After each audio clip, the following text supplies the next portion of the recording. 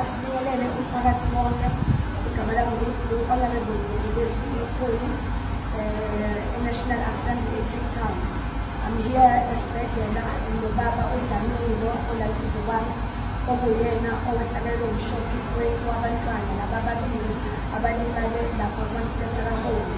So namhlanje ngithe ake ngize ngizoba isimo esibhedlela ngoba oyedwa umntwana yena uhambile emhlabeni oyedwa ukhona la esibhedlela e-ICU isimo asisihle kakhulu. So nawe ubaba wabantwana umnumzane uDlamini ekhona la naye benze ukuthi asibone ngabe sifika la ngihamba nabaholi bamazoni aseThekwini ukuthi sizohlanganisa amehlo nomndeni wakaDlamini. So-ke mase sithola umntwana isimo asikho sihle kodwa-ke siyakholwa ukuthi odokotela bayawenza umsebenzi wabo. Sibambe lokho ukuthi kukhona abakwenzayo. Ngiyafisa nje ukuthi umfowethu uDlamini naye kube khona akushoyo ngoba njengamanje sibafuna ngisho indawo yokuhlala ngoba la abahlala khona ehome lapho akusekho safe ukuthi babe khona. So right now usesimeni sokufuna ngisho indawo yokuhlala ngoba isimo sibheda kakhulu. Ngiyacela ukuthi ngidedele ukuthi udokotela akushoyo naye emphakathini sibone ukuthi singabantu abamnyama abantu abanakekelayo ukuthi singamsiza kanjani lesi simo adlula kusona. Siyabonga.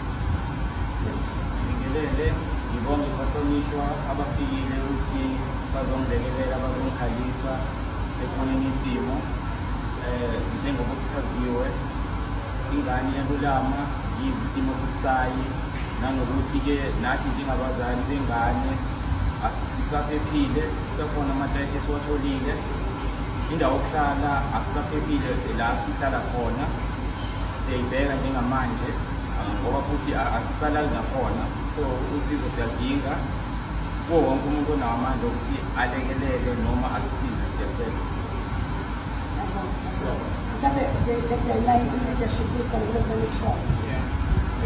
No, asibingelele umphakathi South Africa.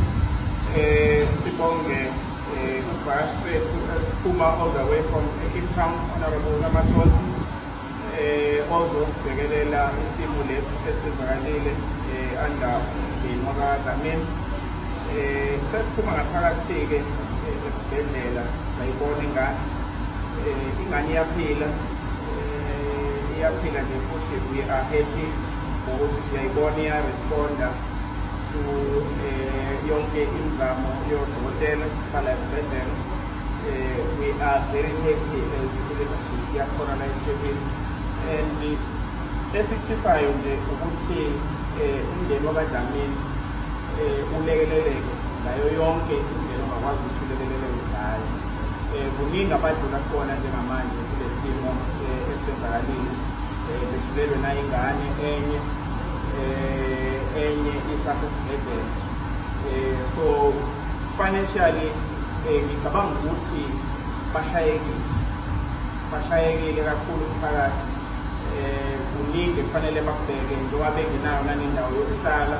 Siyafisa ukuthi mhlawumbe phakathi uma ngase kube khona abakufakayo sizocela nje ukuthi ubaba uDlamini mhlawumbe afake i-account yakhe uzoyifaka nje kuma-social platforms. Thina nje okwethu ukuthi sicele umphakathi ukuthi kwenze lokhu akade bekwenza izolo baphume bonke basize bahlangane benze ukuze umndeni wakaDlamini kulokhu odlula kubona ugcine sekungasazweli ngaleyo ndlela ngoba umphakathi uzokubonisa ukuthi ukhona unabo uyabeseka ngayo yonke indlela. So siyacela nje ukuthi mhlawumbe lokho esingakwazi ukuthi sikufake kwi-account yakhe ubaba uDlamini o-10 rand, o-20 rand, o-50 rand, o-100 rand. Siyacela umphakathi wase-South Africa mkhulu okuzokusiza ngalezo imali engakwazi ukuthi ngiyifake.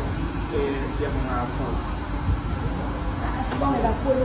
Siyaqala-ke umphakathi wakithi South Africa yonke ikakhulu eThekwini sondelani bafethu sizosiza kangeni wakadlamini siyasondeleni sonke kusesimeni esingasihle so ngiyacela ukuthi umphakathi wonke noma bethiwa ubani nokuthiwa uliphi iqembu akusebenza amaqembu kodwa kusebenza ukuthi sabantu eSouth Africa so asondeleni-ke bafethu sizosiza ubabudlamini ngiyaqetha ishiya inamba yakhe ngoba ubugebengu buningi abantu abafonele kuyena yena bese yaxhumana nabantu so ngizofuna ashiya inamba abantu abazuyithinta inamba yami u-064 617 8056 ngiphinde futhi 064 617 8056